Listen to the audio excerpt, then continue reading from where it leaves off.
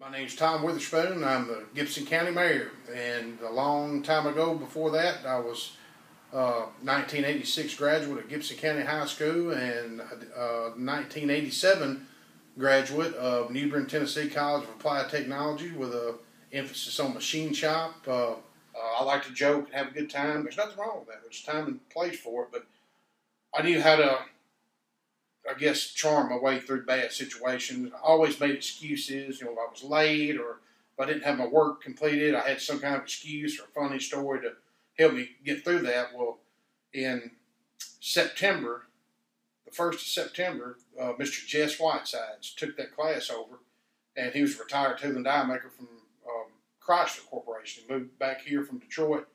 I think he worked there 32 years, I believe, and he walked in the door reining in the dawn of a new era. And he was a very kind man and a loving man and had a good sense of humor, but he expected us all to get our work done. He expected us all to be on time, and he expected us all to have good attitudes and work well with one another. And that's something that he told us all from day one. I may not make you the best tool and die maker in the world, but I will make you a good employee before you leave here. You're going to know what it means to be a good employee. And he did that. And really the best thing he ever did for me was throw me out of that class one day. He was fed up with it, and he could see what I was doing to the rest of the class. I was being a distraction to them. I was depriving them of opportunity. And he threw me out of the class one day. He told me that day, he said, "Do you want to be an excuse maker or do you want to be an action taker?"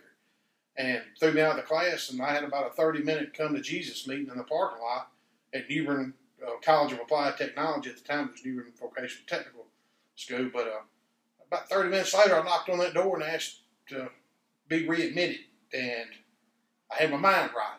And really and truly, that was probably one of the biggest turning points of my life. First job that I ever had was with G&H Tool and Die in Union City. And I went to work for them in '87. I finished up my schooling with them. I actually co-opted, I believe, the last 2 or 3 months of school.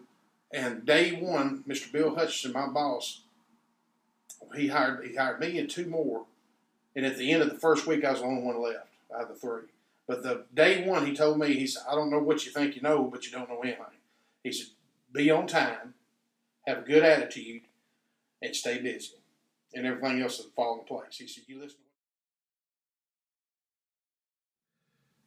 Make sure that whoever hires you 5 years down the road, they look back and they're glad they did." And that's going to be up to you. It's going to be up to you as an individual to prove them right. And I always like to tell people this: don't ever forget this, especially young people.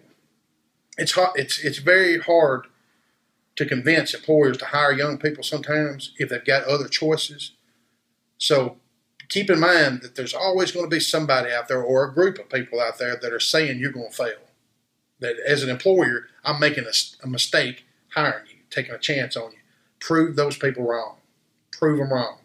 When you start feeling like you want to sleep a little longer in the morning, and you're going to be a little late, or you want to stay out a little later or something, just keep in mind that when you show up late for work and you get in trouble for it or you get fired for it, there's going to be a group of people out there glad you got fired because you proved them right.